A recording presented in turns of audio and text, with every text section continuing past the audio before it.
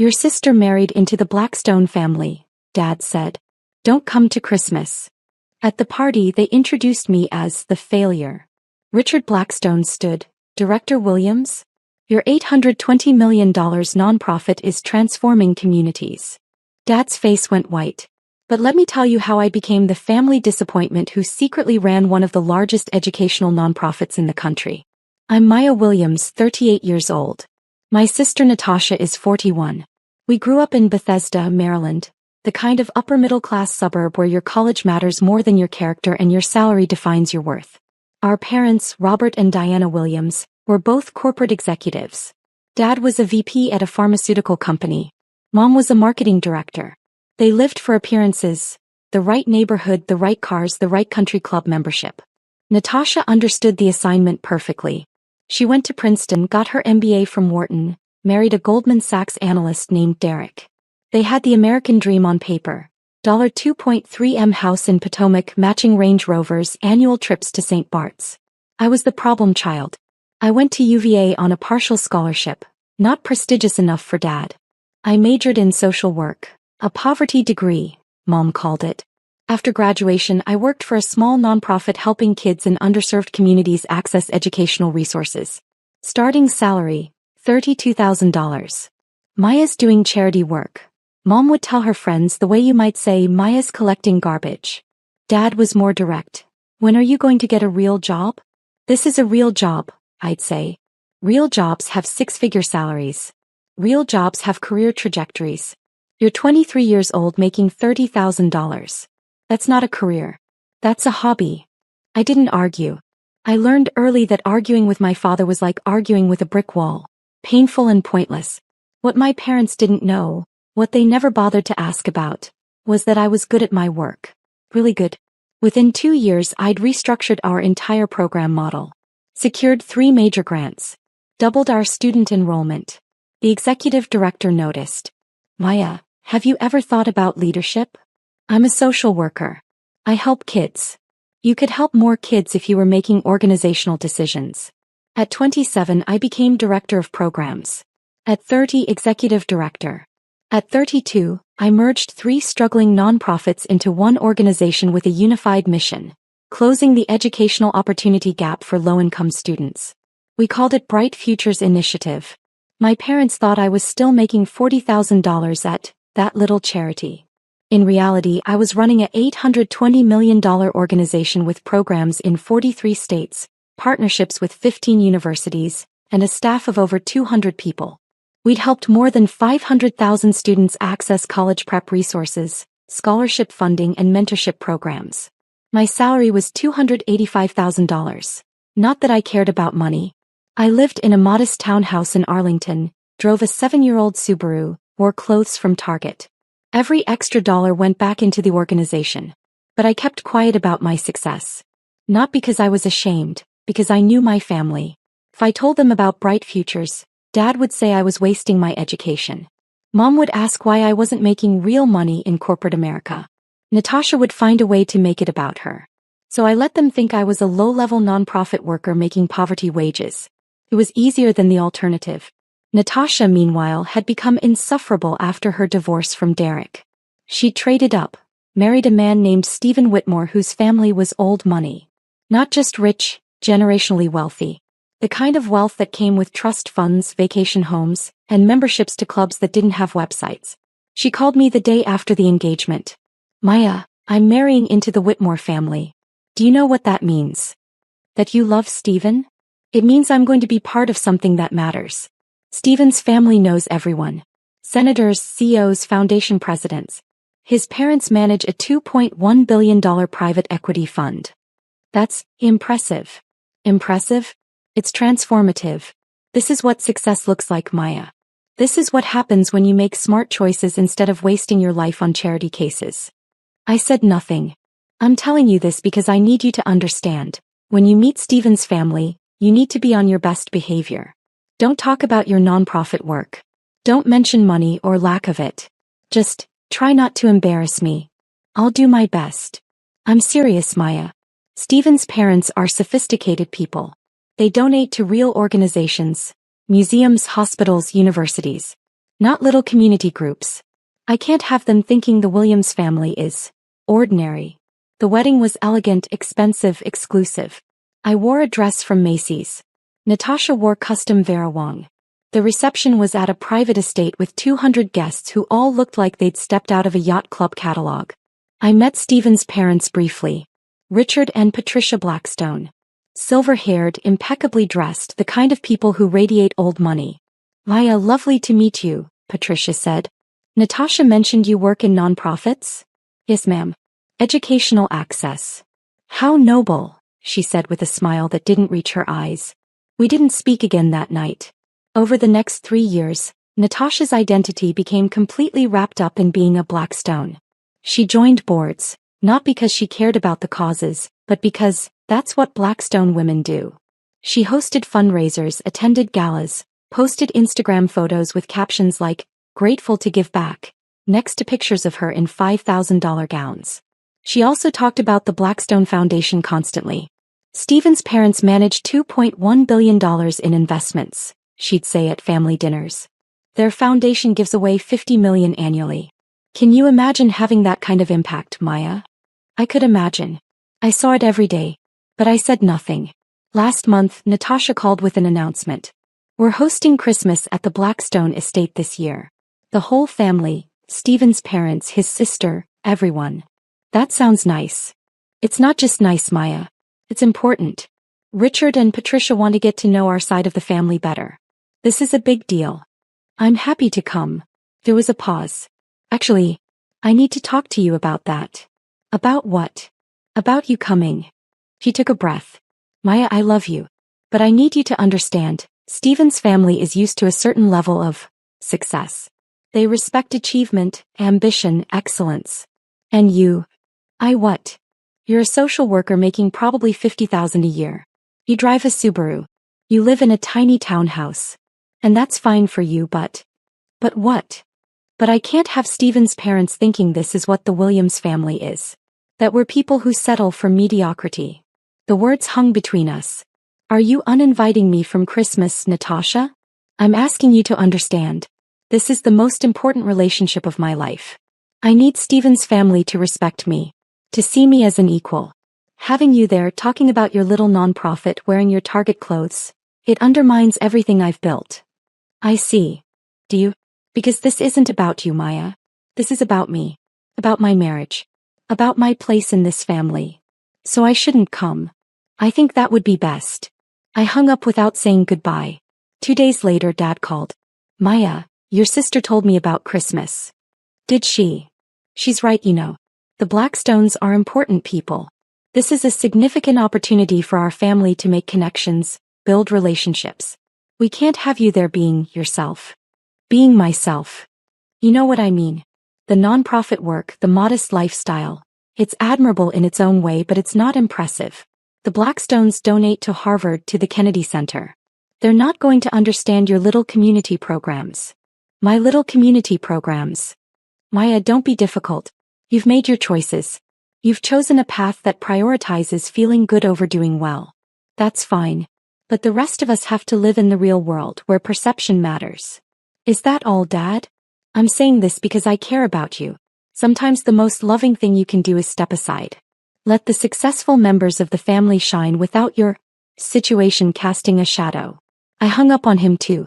What my family didn't know, what they'd never bothered to ask about, was that the Blackstone Foundation was Bright Futures Initiative's second largest funder. We'd started working with them 4 years ago. Richard Blackstone had attended one of our program showcases, a student presentation where kids from our program talked about how educational access had changed their trajectories. He'd approached me afterward. Ms. Williams, I'm Richard Blackstone. What you've built here is extraordinary. Thank you, Mr. Blackstone. Tell me, what's your budget? We're currently operating at about $400 million annually. His eyebrows rose. $400 million? From a program I've never heard of. We keep a low profile. Our focus is impact, not publicity. Smart. He studied me. The Blackstone Foundation funds educational initiatives. I'd like to learn more about your work. That conversation led to a site visit. Then a proposal. Then a $15 million grant. Over 4 years, The Blackstone Foundation had given Bright Futures $73 million. They'd connected us with other donors, opened doors to university partnerships, helped us scale programs that were transforming lives. Richard Blackstone and I spoke quarterly to review outcomes. He told me repeatedly that Bright Futures was his foundation's highest impact investment. Patricia Blackstone served on our advisory board, though she attended meetings virtually and we'd never publicized her involvement per her request for privacy. When Natasha married Stephen, I'd wondered if I should mention the connection. Decided against it. My work didn't need to be currency in family politics. But after being uninvited from Christmas, something shifted. I wasn't angry. I was tired. Tired of being invisible. Tired of being the family embarrassment. Tired of watching Natasha build an identity around money and connections while I actually did the work she pretended to care about. I called Richard Blackstone's office. His assistant put me through immediately. Maya, good to hear from you. I was just reviewing your Q4 impact report. The college enrollment numbers are remarkable. Thank you, Richard. I'm actually calling about something personal. Oh, I understand you're hosting Christmas this year. That my sister and her family will be there. Yes, Stephen mentioned his in-laws would join us. I'm looking forward to meeting them properly. I took a breath. Richard, I need to tell you something. Natasha is my sister. Stephen is my brother-in-law. Silence. Your sister, he repeated slowly. Natasha Whitmore is your sister. Yes. Does she know about your work? About Bright Futures? No. My family thinks I'm a low-level social worker making about $50,000 a year. Why would they think that? Because I've never corrected them. And they've never asked. More silence. Then, Maya, forgive me for being direct, but why are you telling me this now? Because Natasha uninvited me from Christmas. She said my presence would embarrass her in front of your family. That my little nonprofit and my modest lifestyle would make the Williams family look mediocre. I see. His voice had gone very quiet. And your parents? Agreed with her. Said I should step aside and let the successful family members shine. The successful family members, he repeated. The woman who runs an $820 million organization that we consider our foundation's highest impact investment is being excluded for not being successful enough. Yes. That's. He stopped. Maya, what do you want from me? Nothing. I just thought you should know that we're related. In case it comes up. In case it comes up, he said. Maya, would you like to come to Christmas? Richard, I don't want to create drama. You wouldn't be creating it. You'd be revealing it. There's a difference. He paused. Patricia and I would be honored to have you as our guest. The woman who's helped us deploy $73 million to change 500,000 lives deserves a seat at our table. Natasha will be furious. Natasha, he said carefully, needs to learn that success isn't about who you marry. It's about what you build. I arrived at the Blackstone estate on Christmas Eve at exactly 6 p.m. The house was stunning. A sprawling colonial on 20 acres in McLean, Virginia. Old money beautiful, not new money flashy. I wore a simple black dress, still Target, but it fit well and looked appropriate. I carried a bottle of wine and homemade cookies from my favorite bakery. A valet took my Subaru keys without judgment. Richard Blackstone opened the door himself. Maya. Welcome. Richard. Thank you for having me. Thank you for coming. Patricia is eager to finally meet you in person. He led me into a living room decorated with understated elegance. Real tree, classic ornaments, nothing gaudy. About 15 people mingled with cocktails. I saw Natasha immediately. She was holding court near the fireplace, wearing a designer dress that probably cost more than my car. Stephen stood beside her looking polished and attentive. My parents were there too. Dad in his country club blazer, Mom in pearls and a forced smile. Natasha saw me. Her face went white then red. She crossed the room in 6 angry strides. What are you doing here? Richard invited me. Richard, Mr. Blackstone invited you? Why would he? She looked around frantically. You need to leave. No. Before his parents see you. I'm not leaving. Maya, I swear to God if you embarrass me. Natasha. Richard's voice cut through her panic. I invited your sister. She's welcome in my home. Natasha turned to him, forcing a smile. Mr. Blackstone, I'm so sorry. There's been a misunderstanding. Maya wasn't supposed to. There's no misunderstanding. Maya and I are colleagues. I wanted her here. Colleagues. Natasha's confusion was genuine. What do you mean, colleagues? We work together. She runs the educational nonprofit My Foundation funds. Natasha laughed nervously. No, Maya works for a small community group. She's a social worker. I'm executive director of Bright Futures Initiative, I said quietly. We're an $820 million organization operating in 43 states. The Blackstone Foundation has funded our work for 4 years. The color drained from her face. My father appeared at her elbow. What's going on? Dad, this is Richard Blackstone, Natasha said weakly. Stephen's father. Dad extended his hand, his sales smile in place. Robert Williams. Pleasure to finally meet you properly. I understand your foundation does remarkable work. We try, Richard said. Though we're only as effective as the organizations we fund. Like Bright Futures Initiative. Are you familiar with Maya's work? Dad's smile faltered. Maya's work. Your daughter's nonprofit. The one transforming educational access for 500,000 students. I think there's some confusion, Dad said. Maya works for a small nonprofit. Entry-level position. Entry-level, Richard repeated. Robert, your daughter is the executive director of one of the most effective educational nonprofits in the country. She's built an organization that serves more students than most state education departments. Mom had joined us now, sensing trouble. Mr. Blackstone, Maya is very dedicated to her charity work, but I think you might be confusing her with someone else. I'm not confused. Richard's voice was firm. I've worked with Maya for 4 years. I've visited her programs, reviewed her outcomes data, watched her present to our foundation board. She's brilliant, strategic, and has accomplished more before 40 than most executives do in a lifetime. The room had gone quiet. Everyone was watching. Natasha found her voice. That's impossible. Maya doesn't, she can't, she makes $50,000 a year. I make $285,000, I said calmly. Plus benefits. My organization's operating budget is $820 million. We've helped 500,000 students. We have partnerships with 15 universities and programs in 43 states. You're lying, Natasha whispered. I'm not. But you never said, you let us think. You never asked. You assumed I was a failure because I didn't work in corporate America.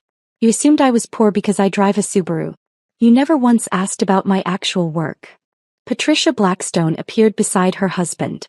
Maya, so good to finally meet in person. Our advisory board meetings don't do you justice. Natasha's mouth fell open. Advisory board? Patricia serves on Bright Futures Advisory Board, I explained. Though we keep her involvement private per her preference. Mom made a small sound. Dad just stared. Stephen, who'd been silent until now, spoke up. Natasha, you told me Maya worked at a community center. I thought she did. You thought or you wanted to think? Patricia's voice was gentle but pointed. Did you ever ask her about her work? Visit her organization? Show interest in what she does? Silence. Maybe we should sit down, Richard suggested. Dinner will be ready soon. The dining room table sat 20. Richard directed me to a seat beside Patricia, near the head of the table. Natasha and Stephen were farther down. My parents were in the middle. It was a deliberate seating arrangement. A statement. During appetizers, Richard addressed the table. I want to thank everyone for joining us. Family is about more than blood. It's about recognizing and celebrating each other's achievements. Speaking of which, he turned to me. Maya, would you tell everyone about the new scholarship program you're launching? All eyes turned to me. I took a breath. We're launching a national scholarship fund for first-generation college students. Full-ride scholarships, tuition, room, board, books, stipend for living expenses. We're starting with 500 students annually and scaling to 2,000 within 5 years. What's the funding commitment? Asked a man I recognized as Stephen's uncle. $200 million over 10 years. The Blackstone Foundation is our anchor funder with a $50 million commitment. Natasha's fork clattered against her plate. $50 million, my father said weakly. That's just their portion, I continued. We've secured commitments from 7 other foundations. The program launches next fall. Patricia smiled. We're thrilled to partner on this. Maya's vision for removing financial barriers to education aligns perfectly with our foundation's mission. Mom found her voice. Maya, why didn't you tell us about this? When would I have told you, Mom? During the dinners where you introduced me as the one who never made anything of herself? Or maybe during the holidays when Dad asked when I was getting a real job? The table went silent. That's not fair, Dad said.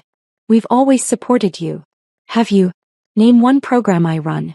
One accomplishment I've achieved. One thing about my work that you actually know. Silence. You can't, I said quietly. Because you've never asked. You've spent 15 years assuming I'm a failure because my success doesn't look like yours. Natasha was staring at her plate. Stephen looked uncomfortable. But here's what's really interesting, I continued. You uninvited me from Christmas because you were embarrassed of me. Because you thought I'd make the family look mediocre in front of the Blackstones. You wanted to hide me so the successful family members could shine. Maya, Mom started. Meanwhile, the Blackstones have been funding my work for 4 years. They've given my organization $73 million. Patricia serves on my advisory board. Richard calls me quarterly to review our impact data. The family you wanted to impress already knows me. They respect my work. It's their foundation's highest impact investment. Dad's face had gone from white to gray. So who exactly is the successful family member you wanted to shine? I asked. The sister who joined boards for status? Or the one who built an $820 million organization that changes lives? Natasha stood up abruptly. I need to talk to my sister. Alone. Natasha, Stephen began. Alone. Richard gestured to a side room. The study is available. Natasha practically dragged me down the hall. Once the door closed, she turned on me. How could you do this to me? Do what? Humiliate me. Make me look like an idiot in front of my husband's family. I didn't make you look like anything. You did that yourself. I uninvited you to protect you, she shouted. To protect you from feeling inferior around successful people. Or to protect yourself from having your carefully constructed image shattered? She flinched. That's not fair. Isn't it? Natasha, you've spent 3 years building an identity around being a Blackstone. Around having access to their wealth, their connections, their foundation. You've posted photos at galas, bragged about their donations, acted like their success is yours. I'm Stephen's wife. Which makes you Stephen's wife. Not a philanthropist. Not an executive. Not someone who actually does the work. I'm on 3 nonprofit boards. Are you? Or do you just attend luncheons and sign checks with Stephen's money? Her face crumpled. You don't understand what it's like. Growing up in your shadow. My shadow? Natasha, you were the golden child. Princeton. Wharton. The perfect marriage. The perfect-looking marriage. To a man who cheated on me with his secretary. While you were off changing the world, I was trying to figure out who I was without a successful husband defining me. She sank into a chair. Then I met Stephen. Met his family. Saw a chance to be part of something that mattered. Something bigger than myself. But you're not part of it. You married into it. There's a difference. I know, she whispered. God, Maya, I know. But I didn't know how to be impressive on my own. How to matter without writing someone else's achievements. So I married the Blackstone name and told myself that was enough. And I was your cautionary tale. The sister who chose wrong. Who wasted her potential. I needed you to be that. Needed to believe that my choices were better than yours. She looked up at me. But they weren't, were they? You've been doing actual good while I've been pretending. You've built something real while I've been playing dress up at galas. Natasha. How much do you make? What? Your salary. How much? $285,000. She laughed bitterly. I'm living off Stephen's trust fund. I don't make anything. I'm 41 years old and I'm essentially unemployed. You could change that. Could I? What am I qualified to do, Maya? I have an MBA I haven't used in 10 years. Board memberships I only have because I'm a Blackstone. No actual skills, no real experience. I'm a professional wife. That's not true. It is. She stood up. And the worst part? I could have been asking you for advice this whole time. Learning from you. But I was too busy pretending you were the failure. The door opened. Stephen stood there. Everything okay? No, Natasha said. But it will be. We returned to the dining room. The main course had been served. People were making careful small talk. Natasha stopped at the head of the table. Can I say something? Richard nodded. I need to apologize. To Maya primarily, but to everyone here. She took a breath. I uninvited my sister from Christmas because I was embarrassed of her. I told her she'd make our family look mediocre. That her work, her little nonprofit, wasn't impressive enough for this crowd. Stephen was watching her carefully. I did this because I've built my entire identity around being a Blackstone. Around access to this family's wealth and success. And I needed Maya to be less than me so I could feel successful. Her voice broke. But she's not less than me. She's extraordinary. And I've been too insecure to see it. Mom was crying. Dad looked like he might be sick. Maya has spent 15 years building something that matters while I've spent 15 years pretending to matter. She's helped 500,000 students while I've attended luncheons. She's earned respect while I've married into it. Natasha looked at me. I'm sorry. For everything. For making you small so I could feel big. For never asking about your work. For being too threatened by your success to celebrate it. I didn't know what to say. Patricia spoke into the silence. Natasha, it takes courage to acknowledge our insecurities. Even more to admit them publicly. I don't feel courageous. I feel ashamed. Shame can be productive, Patricia said gently. If it motivates change. Natasha nodded. Sat down. Stephen took her hand. My father cleared his throat. Maya, I owe you an apology too. Your mother and I have failed you as parents. We've measured success by salary and status instead of impact. We've dismissed your work without understanding it. That was wrong. Very wrong, Mom added, wiping her eyes. Sweetheart, we're so sorry. Are you? I asked quietly.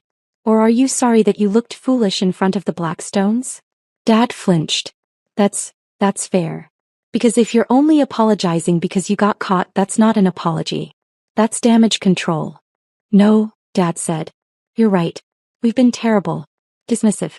We've treated your life's work like it's a hobby. We've compared you to Natasha's corporate jobs and found you wanting. We never bothered to learn what you actually do. Why not? He thought about it. Because it was easier to assume you were struggling than to confront our own narrow definition of success. What does your organization do? Mom asked suddenly. Actually I want to understand. So I told them. I told them about Maria, who grew up in poverty in rural Virginia and is now a doctor because Bright Futures helped her access AP classes and college prep resources. I told them about David, whose single mother worked 3 jobs and couldn't afford SAT tutoring. We provided it free. He's at MIT now. I told them about our college success coaches who help first-generation students navigate financial aid, about our scholarship programs, about partnerships that provide free textbooks and laptops. I told them about the 500,000 students whose lives had changed because we believed education should be accessible regardless of zip code or income. By the time I finished, Mom was crying again. Dad looked stricken. $820 million, he said quietly. You're responsible for $820 million. I'm responsible for 500,000 students. The money is just the tool. Richard raised his glass. To Maya Williams, who understands that true success is measured in lives changed, not dollars accumulated. Everyone raised their glasses, except Natasha, who was staring at her plate. Natasha, Stephen said gently. She looked up, raised her glass. To my sister, who's everything I pretended to be. After dinner, Patricia pulled me aside. Walk with me. We went to the conservatory, a beautiful glass room full of plants and comfortable seating. You handled that with remarkable grace, she said. Did I? I feel like I dropped a bomb. You revealed the truth. The bomb was already there, you just made it visible. She settled into a chair. Richard and I have been concerned about Natasha. Concerned how? She joined our foundation's gala committee last year. We were pleased, thought she genuinely cared about our work. But over time, we realized she was more interested in the social aspects than the actual mission. She never asked about outcomes, never engaged with the substance. Just wanted her photo taken with donors. That sounds like Natasha. We've seen it before. People who marry into philanthropic families but never do the work. They attend events, serve on boards, put their names on donor walls. But they don't understand what we do or why it matters. She's trying, I offered. Is she? Or is she trying to maintain her image? Patricia studied me. Maya, can I be frank? Of course. Natasha reminds me of who I was at her age. Beautiful, connected, married to wealth. I sat on boards because Blackstone wives sat on boards. I hosted fundraisers because that's what was expected. I never asked why. What changed? I visited a program we funded. Saw actual children whose lives were changed by our investment. Met a girl who reminded me of my daughter. Same age, same intelligence, but born into poverty instead of privilege. That girl changed my perspective. What happened to her? She graduated from Yale. She's a pediatrician now. Works in underserved communities. Patricia smiled. I still get Christmas cards. Her daughter just turned 5. That's beautiful. It's meaningful. And it taught me that philanthropy without engagement is just vanity. She looked at me directly. Your sister needs to learn that lesson. The question is whether she's capable of learning it. I think she is. Maybe. I hope you're right. For her sake more than ours. Patricia stood. Richard and I want to increase our commitment to bright futures. 73 million has been transformative, but we can do more. Patricia, that's incredibly generous, but we're thinking 50 million annually for the next 5 years. 250 million total. Enough to triple your scholarship program and expand to all 50 states. I couldn't speak. Assuming you're interested, she added with a smile. Interested? Patricia, that would change everything. We could help millions more students. Then let's make it happen. We'll discuss details after the holidays. For now, enjoy your evening. And Maya? Thank you for trusting us enough to come tonight. Thank you for inviting me. When I returned to the living room, my parents were talking quietly with Richard. They saw me and stood up. Maya, Dad said. Can we talk? Outside maybe. We went to the terrace. It was cold but clear, stars visible despite the suburban lights. I don't know how to fix this, Dad said. Fix what? 15 years of being a terrible father. Of dismissing your work, your choices, your life. I've been so focused on conventional success that I couldn't see actual achievement right in front of me. Why, Dad? Why did you need me to fit your definition of success? He thought about it for a long time. Because I'm a mediocre man who achieved mediocre things. VP at a pharmaceutical company. Sounds impressive, but I topped out at middle management. Never made it to C-suite. Never built anything lasting. The only thing I could claim was that I raised successful daughters. You did raise successful daughters. No. I raised one daughter who chose conventional success and one who chose meaningful success. I celebrated the first and ignored the second because... He trailed off. Because what? Because your success highlighted my failure. You built something that matters. Something that will outlive you and change lives for generations. What have I built? A comfortable retirement and a country club membership. Mom took his hand. Robert. It's true, Diana. We've been living vicariously through our daughters' achievements instead of being proud of our daughters themselves. Natasha's success made us feel successful. Maya's success made us feel inadequate. So you dismissed it, I said quietly. Yes. He looked at me. I'm sorry. Truly sorry. Not because I looked foolish tonight, but because I've wasted 15 years being proud of the wrong things. What will you tell people now? I asked. When they ask about your daughters? He smiled sadly. The truth. That Natasha is figuring out who she is beyond her marriage. And that Maya runs one of the most effective educational nonprofits in the country. That I'm proud of one daughter for her courage and the other for her impact. That's a start, I said. Mom hugged me. I want to visit your organization. See what you've built. Would that be okay? I'd like that. I stayed at the Blackstone estate until midnight. We played board games, drank wine, talked about everything except the elephant we'd addressed at dinner. As I was leaving, Natasha walked me to my car. Stephen wants me to see a therapist, she said. That's good. Is it? I feel like such a failure. 41 years old and I'm just now realizing I don't know who I am. You're not a failure. You're figuring it out. There's a difference. Maya, can I ask you something? Sure. How did you know? That your work mattered? That you were making the right choices even when everyone was telling you otherwise? I thought about it. I didn't know. I just knew that the alternative, living someone else's definition of success, felt like dying slowly. I think I've been dying slowly for 20 years. Then stop. Choose differently. How? Start by asking yourself what you care about. Not what looks good on Instagram. Not what impresses people. What actually matters to you. She was quiet for a long moment. I don't know. Then figure it out. You have time. Do I? I'm 41. I'm 38. I didn't become executive director until I was 30. You have decades to build something meaningful. Will you help me? Help you how? I don't know. Can I volunteer at your organization? See what actual nonprofit work looks like. You want to volunteer? I need to do something real. Something that's not about status or appearances. I need to figure out if I'm capable of being more than a professional wife. Okay. Okay. Come to our main office next week. We'll find something for you to do. But Natasha, this isn't a hobby. If you commit to this, you actually have to show up and do the work. I will. I promise. He hugged me, the first real hug we'd shared in years. 3 months later, Natasha was volunteering 15 hours a week at Bright Futures. She started in our tutoring program, working directly with high school students on college essays. She was terrible at first. Too polished, too formal, unable to relate to kids from backgrounds nothing like hers. But she kept showing up. One day I found her crying in her car after a session. What happened? One of my students, Maria, she wrote about her mother dying of cancer. About watching her siblings while her father worked night shifts. About not having anyone to help her with homework or college applications. Natasha wiped her eyes. She's 17 years old and she's been raising her family for 3 years. And she apologized for her essay being too depressing. What did you tell her? I told her it was the most powerful thing I'd ever read. That any college would be lucky to have her.